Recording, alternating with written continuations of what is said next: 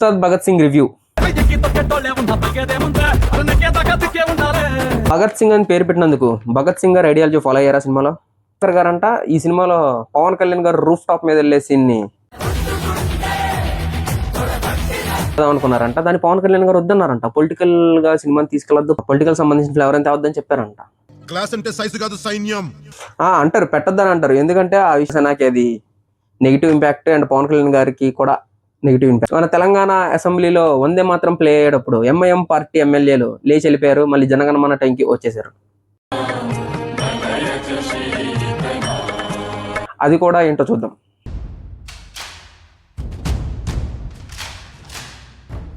Hi, welcome to the channel. మీకు తెలుసు మనం ఓన్లీ సినిమా రివ్యూ అయితే చెయ్యం, ఏదో పొలిటికల్ టచ్ ఉంటేనే చేస్తాం కాబట్టి ఉస్తాద్ భగత్ సింగ్ రివ్యూ చేద్దాం.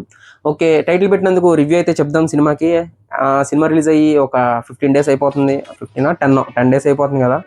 సో ఇది పెద్ద ఎఫెక్ట్ చూపించదు జనాల మీద. ఇక సినిమాకి వస్తే సినిమా ఫస్ట్ హాఫ్ అసలు ఏం బాగాలేదు. పవన్ కళ్యాణ్ గారు చేసిన ఇవి అసలు ఏది బాగాలేదు, అసలు ఏం బాగాలేదు, ఇంకా చెప్పడానికి ఏం లేదు. అయితే సెకండ్ హాఫ్లో శ్రీలీల గారు ఎంటర్ అయిన దగ్గర నుంచి శ్రీలీల గారు వెళ్ళిపోయే వరకు మొత్తం సినిమా కొంచెం బాగా వెళ్ళిందని నేను అనుకుంటున్నా. అది కూడా నచ్చలేదని చాలామంది అంటున్నారు, కానీ అంతవరకు అయితే బాగుంది. ఇంకా ఎండింగ్కి వచ్చేసేటప్పటికి క్యాజువల్, ఇక రెగ్యులర్ పవన్ కళ్యాణ్ గారు మూవీస్లో ఎలాంటి డైలాగ్స్ ఉంటాయి అవి ఉంటాయి అంట. అయితే ఇక్కడ విషయం ఏంటంటే సినిమాలో పొలిటికల్గా ఏమన్నా పెడతానంటే పవన్ కళ్యాణ్ గారు అసలు పొలిటికల్గా ఏమి సీన్లు పెట్టొద్దు అన్నారంట. అది సినిమాలో గ్లాస్ని 4 సార్లు చూపిస్తారు. ఆ గ్లాస్కి అసలు పొలిటిక్స్కి సంబంధం లేదు. జనసేన పార్టీ గుర్తు గ్లాస్ కాదు కాబట్టి అది పాలిటిక్స్కి సంబంధం లేదు, ఫస్ట్ అది. అండ్ ఇంకోసారి విలన్ ఎవరో చచ్చిపోతే అక్కడ దగ్గరికి వెళ్ళి శవ రాజకీయం అని చెప్పి పాస్ ఇస్తాడు, మళ్ళీ శవ రాజకీయం చేయొద్దు అంటాడు. ఇదేంటి, ఇది పాలిటిక్స్ కదా? ఇప్పుడు జనరల్గా టీడీపీ కానీ వీళ్ళు కానీ జగన్ ఎలా ట్రోల్ చేస్తారు, జగన్ గారిని ఎలా ట్రోల్ చేస్తారు, శవ రాజకీయం శవాలు అక్కడ అది ట్రోల్ చేస్తారు. అది పొలిటికల్ డైలాగ్ కాదా? రెండవది. ఇంకా మూడోది, గాజు పగిలే కొద్దీ పదును ఎక్కుద్దంట. ఇది పొలిటికల్ డైలాగ్ కాదు. ఇప్పుడు జనానికి నువ్వు కావాలి, ఇది పొలిటికల్ డైలాగ్ కాదు. ఇంకా లాస్ట్లో నువ్వు ఏంటి, నాకు ఇచ్చిన మాట ప్రకారం నువ్వు జనాల్లోకి రావాలి, 100 ఉన్నాయి ఇలా పొలిటికల్ డైలాగ్స్ చూస్తే దాంట్లో. సో కానీ పవన్ కళ్యాణ్ గారు అసలు పొలిటికల్ ఏం పెట్టొద్దంట. అది హరీష్ శంకర్ గారు వచ్చి చెప్పారు. ఆయన పెట్టొద్దన్న సీన్ ఏంటి, ఇప్పట్టం కేసు విషయంలో ఆయన కారు మీద ఇట్లా పెట్టుకొని చాలా స్పీడ్గా డ్రైవ్ చేసిన సీన్ మాత్రం పెట్టొద్దన్నారు. పాలిటిక్స్ సంబంధించిన ఏది పెట్టొద్దని లేదు అక్కడ. అది కూడా ఎందుకు పెట్టొద్దన్నారు, యాక్చువల్గా సీన్ బాగుంటుంది. అసలు విషయం ఏం తెలియనోడికి, ఇన్స్టాగ్రామ్లో రీల్ చూసేవాడికి ఆయన కారు మీద వెళ్తుంటే వెనకమాల మెడ పట్టుకుంటే తొడగొట్టినట్టు అని మ్యూజిక్ పెట్టామనుకోండి, ఆయన కారు మీద పెట్టి జుట్టు ఎగురుతూ వెళ్తుంటే చుట్టకు బాగానే ఉంటుంది. కానీ ఆయన అలా ఎందుకు వెళ్ళారు, ఆ కేసు ఏంటో తెలుసా అసలు? ఆయన ఎందుకు పెట్టొద్దన్నారు? అది జనసేనకి కానీ పవన్ కళ్యాణ్ గారికి ఎలా ఫైర్ బ్యాక్ అయిందో మీకు తెలుసా? మళ్ళీ దాని ఎలివేషన్ కింద వాడేస్తారు, ఆయన పెట్టొద్దన్నారు పాలిటిక్స్ అది ఇదని. ఓవరాల్గా చూస్తే ఉస్తాద్ భగత్ సింగ్ సినిమా అయితే బాగాలేదు. శ్రీలీల వన్సేపు కొంచెం బాగుంది, ఈ మనసే పాట కొంచెం బాగానే ఉంది. కొంతమంది అసలు అది కూడా బాగాలేదు, సెకండ్ హాఫ్ కూడా బాగాలేదు అంటే సెకండ్ హాఫ్ కొంచెం బాగుంది, కానీ సినిమా అయితే బాగాలేదు. సో ఇదంతా చూసి మనకి మూవీ టీం ఏదైనా కేసేసి మనం ఫేమస్ చేస్తే బాగుంటుందని కోరుకుంటాం. రూఫ్ టాప్ మీద వెళ్ళేసి సినిమాలో పెట్టాలన్న పాయింట్ ఆయన తెచ్చారు కాబట్టి అసలు ఆయన రూఫ్ టాప్ మీద వెళ్ళడానికి కారణం ఏంటి, ఏం జరిగిందో ఇప్పుడు చూద్దాం. Ippatam issue. So Ippatam issue ఏమైందంటే, జగన్ గారు సీఎంగా ఉన్న టైంలో 2022 March 14న జనసేన ఫార్మేషన్ డే, జనసేన ఆవిర్భావ సభ ఇప్పట్టంలో జరిగింది. రైతుల ప్రజల పొలాల్లోనే ఆ మీటింగ్ జరిగింది. సో అలా మీటింగ్ జరిగినప్పుడు పవన్ కళ్యాణ్ గారు ఆ మీటింగ్లో ఏమన్నారంటే, అలా ఇప్పట్టం గ్రామ ప్రజలు చాలామంది నాకు సపోర్ట్ చేసి వాళ్ళ పొలాల్ని మా మీటింగ్లో పెట్టుకోమన్నారు కాబట్టి 50 లక్షలు ఇప్పట్టం గ్రామ పంచాయతీకి ఇస్తానని చెప్పి ఆయన మాట ఇచ్చారు. ఈ రోజు March 14th, 2022. వ్యక్తిగతంగా నా ట్రస్ట్ తరపు నుంచి ఇమ్మటం గ్రామ పంచాయతీకి 50 లక్షలు నేను మీకు ఇస్తున్నా. March 14th ఈయన సభ జరిగింది. May 21st ఇప్పట్టంకు ఒక నోటీస్ వచ్చింది, అంటే రోడ్ ఎక్స్టెన్షన్ చేస్తున్నాం అని చెప్పి గ్రామ ప్రజలకి ఇప్పట్టం గవర్నమెంట్ అధికారుల నుంచి నోటీస్ వెళ్ళింది. ఆ నోటీస్ మీద కూడా చాలా మంది గ్రామ ప్రజలు సంతకం చేసి సబ్మిట్ చేశారంట, రోడ్ ఎక్స్టెన్షన్ కోసం వచ్చిన నోటీస్ మీద. ఇది ఎప్పుడు జరిగింది రోడ్ ఎక్స్టెన్షన్ అని చెప్పి? మేలో. ఇప్పుడు మార్చిలో మీటింగ్ జరిగింది, మేలో కల్లా నోటీస్ వచ్చింది. సో ఇప్పట్టంలో కూల్చివేతలు ప్రారంభం.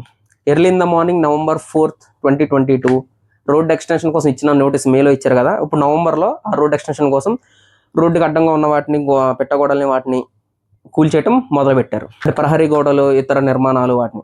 అది November 4th జరిగింది. ఆ November 4th గ్రామ ప్రజలు ఆ ఇష్యూ కొంచెం ఫ్లేమ్ అయిపోయింది బాగా. అంటే అది వాళ్ళు November 4th హైకోర్టుకు కూడా కేసు వేశారు, అంటే ఇది నాపాలి, స్టే చేయాలని చెప్పి. మాకు ఎట్లాంటి నోటీస్ లేదని సంథింగ్ November 4th చేశారు. అది అలా ఫ్లేర్ అయిపోయింది ఆంధ్రప్రదేశ్లో, చాలా మందికి తెలిసింది. దీన్ని ఇంకా ఫ్లేర్ చేయడానికి పవన్ కళ్యాణ్ గారు November 5th ఈ ఇప్పట్టం ఇష్యూ తెలిసి ఆయనకి హెల్ప్ చేసిన ప్రజల ఇళ్ల మీదే ఇలా జరుగుతుందని చెప్పి ఆయన మంగళగిరి వెళ్లే దారిలో స్టార్ట్ అయ్యారు అనమాట. ఇది ఇప్పట్టం గ్రామానికి స్టార్ట్ అయ్యారు. అలా స్టార్ట్ అయినప్పుడు పోలీసులు ఏం చేశారు, ఆయన అడ్డుకున్నారు.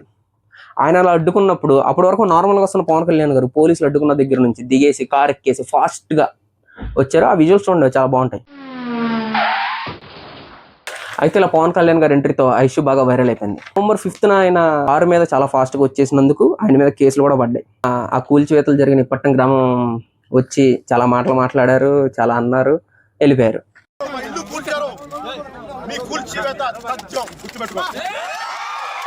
అయితే ఇలా వీళ్ళు వేసిన పిటిషన్ వల్ల November 4th గ్రామ ప్రజలు వేసిన పిటిషన్ వల్ల కోర్టు ఆ కూల్చివేతల మీద స్టే ఇచ్చింది. దాని మీద కేసు నడుస్తూ ఉంది హైకోర్టులో. ఇలా జరుగుతూ ఉన్నప్పుడు November 8, 2022 జనసేన అంటే పవన్ కళ్యాణ్ గారు ఎఫెక్ట్ అయిన వాళ్ళందరికీ 1 lakh చొప్పున ప్రకటించారు. ఇవ్వలేదు, జస్ట్ ప్రకటించారు. November 11th, 12th, 2022 Pawan Kalyan గారి మీద కేసు పడింది. ఎందుకంటే ఆయన ఇప్పుడు ఎస్యూవీ మీద చాలా ఫాస్ట్గా వెళ్ళటం, ర్యాష్ డ్రైవింగ్ అని చెప్పి ఐపీసీ సెక్షన్ 279 ప్రకారం ర్యాష్ డ్రైవింగ్, అలాగే ఐపీసీ సెక్షన్ 336 ప్రకారం ప్రాణాలకు ముప్పు కలిగించడం, ఈ 2 సెక్షన్ల మీద ఆయనకి ఆయన డ్రైవర్ మీద కేసు పడింది. పోలీస్ కేసు వచ్చి ఇక తాడేపల్లి పోలీస్ స్టేషన్లో జరిగింది. ఆ తాడేపల్లి మండలం కాబట్టి ఇప్పట్టం ఈజ్ ఇన్ తాడేపల్లి మండలం. November 2024 వరకు కోర్టు ఈ విషయాన్ని బాగా పరిశీలించింది. ఇక November 2026 తీర్పు ఇచ్చేటప్పుడు వీళ్ళందరికీ అక్షంతలు వేసింది అనమాట హైకోర్టు. ఎందుకంటే వీళ్ళు ఏం చెప్తున్నారు, గ్రామ ప్రజలు వెళ్ళిపోయి మాకు అసలు ఎటువంటి నోటీస్ లేదు, నోటీస్ లేకుండానే మాకు కూల్చివేతలు స్టార్ట్ చేశారు అని చెప్పి స్టే చేసింది. కోర్టు విచారణలో వీళ్ళు ప్రొడ్యూస్ చేసిన సాక్ష్యాలు బట్టి May 21st నోటీస్ పంపించినట్టు, దాని మీద కొంతమంది గ్రామ ప్రజల సంతకాలు ఉన్నట్టు ప్రూవ్ అయిపోయింది. అలా ప్రూవ్ అయిపోయిన తర్వాత హైకోర్టు ఆగ్రహాన్ని వ్యక్తం చేసింది ఈ పీపుల్ మీద. మీరు కంప్లీట్గా తప్పుదోవ పట్టించారు, ఉన్నదాన్ని దాచేసి మా ప్రజల మీద అంటే 14 members మీద ఒక్కొక్కరు 1 lakh చొప్పున 14 lakhs ఫైన్ వేసింది హైకోర్టు. ఇది జరిగింది యాక్చువల్గా. November 24th హైకోర్టు వీళ్ళ మీద కేసు వేసింది. ఇక November 27th Janasena president Pawan Kalyan గారు మంగళగిరి పార్టీ ఆఫీస్ దగ్గర ఒక 30 మంది ఎఫెక్ట్ అయిన పీపుల్కి 39 lakhs పంపిణీ చేశారు. ఈ పంపిణీ ఎందుకు చేశారు, ఇది వైడ్ రోడ్నింగ్ వల్ల ఎఫెక్ట్ అయినప్పుడు ఆయన ఇచ్చిన మాట, ఇది November 8th ఇచ్చిన మాటను పంపిణీ చేశారు. కానీ ఆయన March 14th ఇచ్చారు కదా 50 lakhs గ్రామ పంచాయతీకి ఇస్తామని చెప్పి, అవి ఇవ్వలేదు. అవి ఎందుకు ఇవ్వలేదంటే వైసీపీ అంట ఇచ్చిన గిఫ్ట్ని యాక్సెప్ట్ చేయలేదంట. దీనికి ఏ ప్రూఫ్స్ లేవు. అలాగే వైసీపీ వాళ్ళు అంటే అసలు జనసేన అనేది ఇవ్వడానికి ట్రై చేయలేదని వాళ్ళు అంటారు. దానికి ఏమైనా ప్రూఫ్స్ ఉంటే పెట్టండి. మరి కళ్యాణ్ గారు పర్సనల్ డబ్బులు ఇచ్చారంటారు కదా, ఇందుకు ఇచ్చింది. ఆయన November 8th ఇష్యూ చేసి ఆ తర్వాత కోర్టు అక్షంతలు వేయడం వల్ల, కోర్టు ఆగ్రహం వల్ల ఫైన్ పడింది. ఆ ఫైన్ పడిన తర్వాత జనసేన రిలీజ్ చేసింది అనమాట. ఇది ఇప్పట్టం కేసు మొత్తం. సో కారు మీద వెళ్తే అది ఏదో వైరల్ అయిపోయింది అనుకుంటున్నారు, కానీ అది వాళ్ళకి ఫైర్ బ్యాక్ అయింది. కానీ చాలా మందికి ఆ కారు మీద వెళ్ళే వీడియో మాత్రమే తెలుసు, దాని అనుకున్న స్టోరీ తెలియదు. ఇది క్లియర్ స్టోరీ ఇప్పట్టం గురించి. అయితే మాకు ఇక్కడ కళ్యాణ్ గారు కొన్ని క్వశ్చన్స్ ఉన్నాయి. ఆయన ఏంటి, ఇప్పుడు నార్మల్ వ్యక్తి అయితే ఎవరో ఒకళ్ళు ఏమైనా మాట్లాడేయచ్చు అక్కడికి వెళ్ళి 100. కానీ మీరు ఒక పార్టీ ప్రెసిడెంట్ అయినప్పుడు అక్కడ నోటీస్ ఇచ్చారో లేదో తెలియకుండా అక్కడికి వెళ్ళి చాలా అగ్రెసివ్ మోడ్లో జనాలందరినీ వేసుకొని రోడ్డు మీద ప్రాణాలకు ముప్పు కలిగించేలాగా, ర్యాష్ డ్రైవింగ్ లాగా అంటే చెయ్యాలి. మీ ఏమంటారు, మీ బాధ ఉంటుంది, మీ బాధను ఎలా వ్యక్తం చేయాలి, మామూలు కూర్చొని ఏదైనా దీక్షలాగా ఏమైనా చేసుంటే బాగుంటుంది. కానీ మీరు అలా వెళ్ళటం వల్ల ఎవరికైనా ఏమైనా అయ్యిండుంటే అక్కడికి వెళ్ళి చాలా మంది చాలా అగ్రెసివ్గా కూడా వ్యక్తం చేశారు. లక్కీగా ఎవరికి ఏం కాలేదు. కానీ మీరు ఒక పార్టీ ప్రెసిడెంట్ అవటం వల్ల మీరు దాని మీద ఏం గ్రౌండ్ రీసెర్చ్ చేశారు, అసలు నోటీస్ వచ్చిందా రాలేదా, నోటీస్ వస్తే ఏంటి రాకపోతే ఏంటి, వెళ్ళి ఎందుకు అంత చేశారు నాకైతే.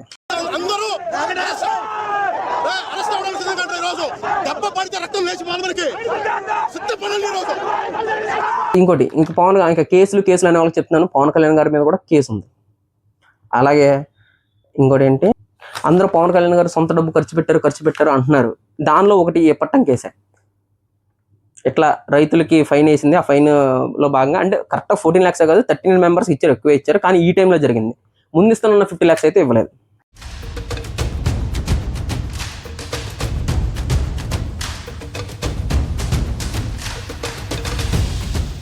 సో ఇలా ఆయన పైన వెళ్ళటం వల్ల కేసు పడతాం, ఆ రైతులకు కూడా ఫైన్ పడతాం. ఇన్ని తెలిసాక పవన్ కళ్యాణ్ గారు నేను ఆ ఎలివేషన్ సీన్ వాడతాను, ఇవన్నీ హరిశంకర్ గారు తెలుసో లేదో మరి తెలియదు ఎంత జరిగింది అని. కానీ నేను ఆ ఎలివేషన్ సీన్ వాడేసుకుంటా సినిమాలో పెడతానంటే ఆబ్వియస్గా వద్దనే అంటారు. ఎందుకంటే అది సినిమాలో పెడితే ఇంకా అందరూ దాన్ని సెర్చ్ చేస్తారు, ఏమైంది ఆ రోజు అని చెప్పి. ఆ రోజు ఏమైందని సెర్చ్ చేస్తే ఇంక వస్తుంది, ఆయన మీద కేసు ఉంది, పోలీసులు ఆయన ఇచ్చిన డబ్బులు కూడా ఫైన్ కడతానికి వాడారు జనాలు అని చెప్పి తెలుస్తుంది. అందుకే ఆయన వద్దన్నారు. అంతేగాని పాలిటిక్స్ అసలు ఆయన వద్దన్నారు. మరి మిగతా అన్ని పాలిటిక్స్ సీన్లు కాదా అండి హరిశంకర్ గారు? మీరు భజన చేయాలి, కానీ ఇక ప్రతిదీ భజనేనా. ఇది సినిమా ఫ్లాప్. ఇక హరిశంకర్ గారు మాట్లాడే మాటలు కూడా ఇలా ఫ్లాప్ అవుతా వస్తాయి. ఆ సీన్లు అంట, పొలిటికల్ టచ్ అంట, ఇంకోటి ఏదో ఉందబ్బా. ఇంకోటి జ్యూస్ పిండడం. హరిశంకర్ గారు ఇప్పుడు పవన్ కళ్యాణ్ గారు బయట మాట్లాడే మాటలకి, ఆ హేట్ స్పీచ్లకి అంటే దాన్ని సపోర్ట్ చేసే విధంగా చాలా సీన్లు పెట్టారు. నా ఉద్దేశం ఇది. ఎస్, వి అగ్రి. హరిహర వీరమల్లులో కూడా సేమ్ ఉంటుంది అనమాట. అంటే హిందూ సమాజం మీద సంథింగ్ అని ఏం చేస్తూ ఉంటారు. ఆ టైంలో చాలా రిటలేషన్ వచ్చింది. ఎందుకంటే ఆయన చాలా ఓపెన్గా బత్తాయి పిండేస్తున్నారు, హేట్ స్ప్రెడ్ చేస్తున్నారు అర్థమైంది. కానీ ఈసారి అది రాలేదు. ఈసారి అది ఎందుకు రాలేదంటే జనాలకు కాదు, నాకు కూడా రాలేదు. నాకు కూడా ఆయన అన్ని చేస్తున్నా హేట్ స్ప్రెడ్ చేస్తున్నట్టు నాకు అనిపించలేదు. ఎందుకంటే కరెక్ట్గా సినిమా రిలీజ్ అయ్యే 2 days ముందు తెలంగాణ అసెంబ్లీలో ఎంఐఎం పార్టీ ఎమ్మెల్యేలు వందే మాత్రం వచ్చినప్పుడు లేచి వెళ్ళిపోయారు. అది నా మైండ్లో ఉంది. ఓకే, వాళ్ళు అలా ఉన్నప్పుడు ఇంకా ఇలా చేయడంలో తప్పు లేదు అన్న మైండ్ సెట్ నాకు ఉంది. కానీ తర్వాత గ్రౌండ్ చెక్ చేస్తే ఏమర్థం ఏంటంటే వాళ్ళు అలా వెళ్ళిపోవడానికి కొన్ని కారణాలు ఉన్నాయి. అవి వ్యాలిడ్డా కాదా అంటే వందే మాత్రం కలిపి జనం వెనక వచ్చారు. అంటే ఎంఐఎం పార్టీకి వందే మాత్రం. ఎంఐఎం పార్టీ అంటే అజారుద్దీన్ ఓవైసీ. అంటే ఇంకా చెప్పాలంటే పాత బస్తీ దగ్గర హైదరాబాద్లో ఉంటుంది. National party. చెప్పాలంటే ముస్లిం ఓట్ బ్యాంక్ ఎక్కువ ఉన్న పార్టీ. ఆ పార్టీకి వందే మాత్రంతో ప్రాబ్లం ఉంది. వందే మాత్రాన్ని వాళ్ళు యాక్సెప్ట్ చేయరు. జనగణమంతా ప్రాబ్లం లేదు, కానీ వందే మాత్రంతో ఎందుకు ప్రాబ్లం? చాలామంది ట్రోల్ చేస్తున్నారు, టీస్ చేస్తున్నారు. కానీ వాళ్ళ సైడ్ వాదన ఏంటి? ఈ ఎంఐఎం పార్టీ వాళ్ళు ఇలా వెళ్ళిపోవటం వల్ల ఓకే, నాకు అది మైండ్లో ఉండటం వల్ల ఈయన బత్తాయి పిండడానికి ట్రై చేసినా పెద్ద పిండినట్టు నాకు అనిపించలేదు. పెద్ద నెగిటివిటీ రాలేదన్నమాట ఆ సీన్లకు మాత్రం. ఇప్పుడు ఈ ఎంఐఎం పార్టీలో ఎందుకు చేసింది, వందే మాత్రం వాళ్ళు ఎందుకు యాక్సెప్ట్ చేయరో తెలియాలంటే నెక్స్ట్ వీడియో కోసం వెయిట్ చేద్దాం.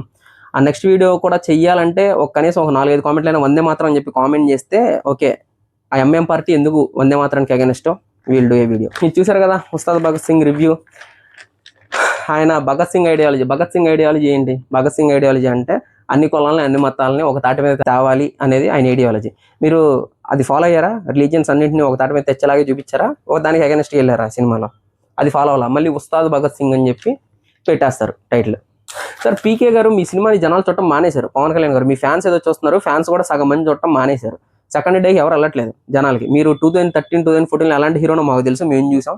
సినిమా రిలీజ్ అయితే మీరే టాప్ హీరో. మీరు ఎంత కదన్నా పవన్ కళ్యాణ్ గారు, మహేష్ బాబు గారు అన్న పవన్ కళ్యాణ్ గారు మెట్టు ఎక్కువ ఉండేవాళ్ళు. ఇప్పుడు ఆయన అందరికంటే లాస్ట్ హీరో అని నేను అంట.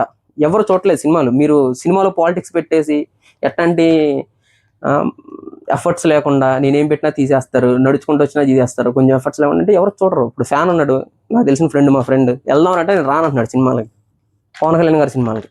అందుకని మీరు తీసే సినిమా ఏదో కొంచెం మంచి స్టోరీ తీసుకోండి. ముందే యాక్సెప్ట్ చేయకండి, స్టోరీని యాక్సెప్ట్ చేయండి. నా డైరెక్టర్ని యాక్సెప్ట్ చేసి వాడేదో స్టోరీ తీసుకొస్తే అది చేసేయటం, ఇలా మీద రుద్దేయటం. లక్కీగా రేట్లు కొంచెం తక్కువ ఉన్నాయి ఈ సినిమాకి. చేస్తే చూస్తారు. ఇంకా మీరు వెళ్ళే కొద్ది మీ సినిమాలు కూడా ఇంకెవరు చూడరు, మీ ఫ్యాన్ బేస్ కూడా ఆగిపోయింది. సో దీన్ని ఒక ఇన్పుట్లా తీసుకోండి పవన్ కళ్యాణ్ గారు. Thank you. Yes viewers, thanks for watching. Comment చేయండి నెక్స్ట్ వీడియో కానీ ఎంఐఎం పార్టీ వందే మాత్రానికి ఎందుకు యాక్సెప్ట్ చేయదో తెలియాలంటే. బాయ్.